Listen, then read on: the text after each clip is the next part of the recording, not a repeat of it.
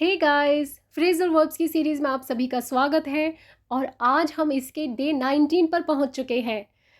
तो चलिए फिर शुरू करते हैं आज की वीडियो कुछ न्यू फ्रेजल वर्ब्स के साथ। उससे पहले ये पॉइंट समझना ज़रूरी है कि आखिर फ्रेजल वर्ब्स होते क्या हैं। जो ऑलरेडी इस पार्ट को जानते हैं वो लोग इसे स्किप कर सकते हैं। तो चलिए देखिए, फ्रेजल वर्ब्स जब वर्ब के साथ कोई प्रपोजिशन जुड़कर आ जाए या एडवर्ब जुड़कर आ जाए तब फ्रेजल वर्ब बन जाता है। एक एग्जाम्पल लेते हैं। एक वर्ब है गिव। गिव का मीनिंग होता है देना, लेकिन जैसे ही उसके साथ कोई प्रपोजिशन जुड़ा अप तो उसका मीनिंग हो जाता है कुछ और। जैसे कि गिव अप का मीनिंग क्या हुआ? त्यागना, कोशिश करना, छोड़ देना। नाउ यू कैन अंडरस्टैंड कि फ्रेजल वर्ब्स को पढ़ना कितना ज़रूरी है। तो आज की जो हमारी वर्ब है वो है होल्ड। होल्ड का मीनिंग होता है पकड़ना या किसी चीज़ को रखना। अब इसकी फर्स्ट फॉर्म की बात करें तो होल्ड, सेकंड फॉर्म की बात करें तो हेल्ड और थर्ड फॉर्म की बात करें तो हेल्ड, यानी कि होल्ड, हेल्ड, हेल्ड। अब जब इससे रिलेटेड हम फ्रेजल वर्ब सीखेंगे तो बस आपको एक बात ध्यान में रखनी है कि कहीं ना कहीं सेंस कुछ पकड़ने का या रखने का आएगा। तो चलिए देखते हैं पहला क्या है, होल्ड ऑन। इससे पहले हमने अपनी वीडियो में हैंग के बारे में पढ़ा था, तो वहाँ पर एक वर्ड था hang on. Same meaning hold on का है, यानी कि वेट करो या किसी चीज़ को पकड़ना। तो दो मीनिंग तो बिल्कुल सेम है होल्ड ऑन और हैंग ऑन के। एक और मीनिंग आता है होल्ड ऑन का, कैरी ऑन, यानी कि इस काम में लगे रहो, डटे रहो। तो सेंटेंस देखिए, hold on I am just coming. रुको, मैं अभी आ रहा हूँ, यानी कि वेट करो, मैं भी आ रहा हूँ। तो hang on, I am just coming, hold on, I am just coming. Next sentence, could you hold on a minute please? क्या आप एक मिनट रुक सकते हैं, एक मिनट वेट कर सकते हैं? अब नेक्स्ट मीनिंग का सेंटेंस देखते हैं, किसी चीज़ को कस के पकड़ना। Hold on the handle tightly. Handle को कस के पकड़ लो। इसी तरीके से हैंग ऑन हमने यूज़ किया था, hang on the handle tightly. Clear? चलिए अब लेते हैं next. They managed to hold on until help arrived. यहाँ पर डटे रहने वाला सेंस आ रहा है। मदद पहुँचने तक वे डटे रहे, यानी कि वो उस काम में लगे रहे। Hold on. नेक्स्ट देखिए, in spite of financial difficulties he held on and succeeded. Financial परेशानियों के बावजूद भी, यानी कि पैसे से रिलेटेड परेशानियों के बावजूद भी वह डटे रहे और सफल हुए। हेल्ड ऑन पास्ट की बात हो रही है, डटे रहे। आते हैं नेक्स्ट फ्रेजल वर्ब पर, होल्ड ऑफ। अब आपने कोई चीज़ पकड़ी और उसको वहीं अटका के रख दिया, यानी कि डिले करना, रोके रखना, देर करना। इसी सेंस में काम करेगा एक और फ्रेजल वर्ब, होल्ड अप। तो हम इन दोनों को एक साथ समझते हैं क्योंकि दोनों का सेंस बिल्कुल सेम है। Many buyers are holding off until prices are lower. कहने का मतलब है कुछ खरीदार रुके हुए हैं, डिले कर रहे हैं जानबूझकर कि जब तक कीमतें कम नहीं हो जाती तब तक हम कुछ खरीदेंगे नहीं। Clear? Hold off, hold up, same meaning. Could you hold off your decision until next week? क्या आप अगले सप्ताह तक अपना फैसला रोक सकते हैं, होल्ड ऑफ कर सकते हैं, यानी डिले कर लिए, नेक्स्ट वीक ले लेना जो भी डिसीजन लेना है। You can get a new mobile now और hold off until prices come down. आप अभी एक नया मोबाइल ले सकते हैं या कीमतें कम होने तक रुक जाओ, यानी कि होल्ड ऑफ कर लो, रुक जाओ, थोड़ा डिले कर लेते हैं। Sorry, I got held of by the heavy traffic. माफ़ करना, मुझे भारी ट्रैफिक की वजह से देर हो गई। कहने का मतलब है कि ट्रैफिक की वजह से डिले हो गया। नेक्स्ट फ्रेजल वर्ब वही होल्ड अप जिसकी अभी हम बात कर रहे थे होल्ड ऑफ के साथ। अब देखते हैं इसका अदर मीनिंग क्या है। टू रॉब, यानी कि लूटना, लूटपाट करना। रोकना तो मीनिंग है ही होल्ड ऑफ की तरह। एक और मीनिंग है टू रिमेन स्ट्रॉन्ग, हर परिस्थिति में स्ट्रॉन्ग रहना, डटे रहना। देखिए, two boys try to hold up a bank. दो लड़कों ने बैंक लूटने की कोशिश की। इसी सेंस में एक सेंटेंस और देखते हैं, the travellers were held up by robbers. यात्रियों को लुटेरों ने लूट लिया। हेल्ड अप, देखिए कितना डिफरेंट मीनिंग है, देखकर कहीं से भी नहीं लगता कि इसका मीनिंग ये आएगा। यही फ्रेजल वर्ब्स की खासियत है। अब देखते हैं, I don't want to hold you up. मैं आपको इंतज़ार नहीं करवाना चाहता, आपको होल्ड पर नहीं रखना चाहता। कहने का मतलब वही है कि मैं आपको रोकना नहीं चाहता, डिले नहीं करवाना चाहता। नेक्स्ट देखिए, some cattle were holding up traffic on the road. कुछ मवेशी सड़क पर यातायात रोक रहे थे, यानी कि ट्रैफिक में डिले करवा रहे थे। ये भी डिले करवाने का सेंस है। अब देखते हैं जब स्ट्रॉन्ग कैसे रहा जाता है, उस सेंस को लेकर हम सेंटेंस बनाएंगे। She is holding up well under the pressure. वह दबाव में अच्छा प्रदर्शन कर रही है, यानी कि डटी हुई है, स्ट्रॉन्ग है इतने प्रेशर में भी। She is holding up.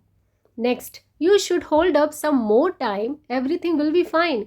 यानी कि तुम कुछ और समय डटे रहो, सब कुछ ठीक हो जाएगा। You should hold up some more time, कुछ टाइम और डटे रहो। आते हैं अपने नेक्स्ट फ्रेजल वर्ब पर, होल्ड ओवर। इसे जरा ऐसे समझिए, आपने जो होल्ड कर रखा था उसे अब आप पोस्टपोन कर रहे हैं। होल्ड ओवर यानी कि कुछ टाल देना, स्थगित कर देना। You can hold over the meeting till next week.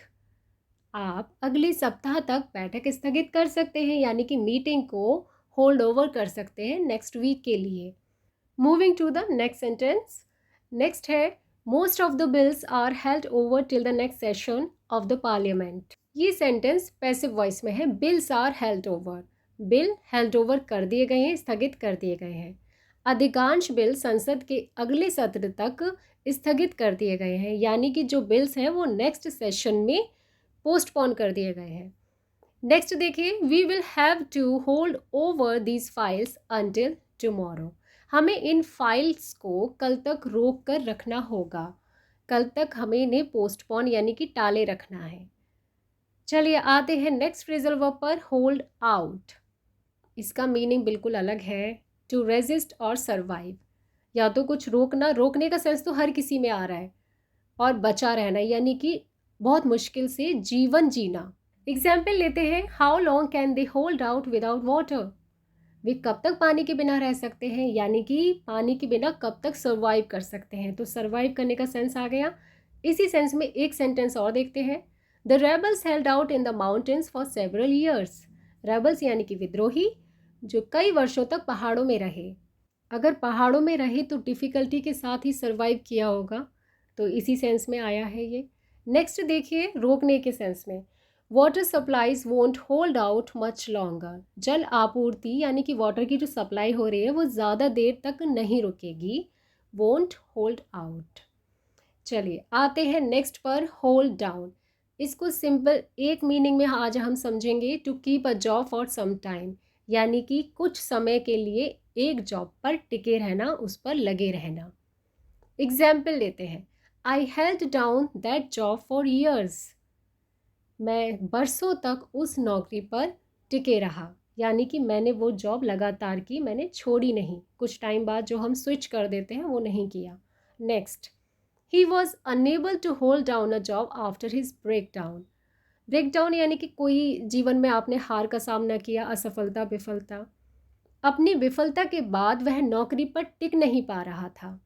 Despite her handicap, Jane is able to hold down a full time job.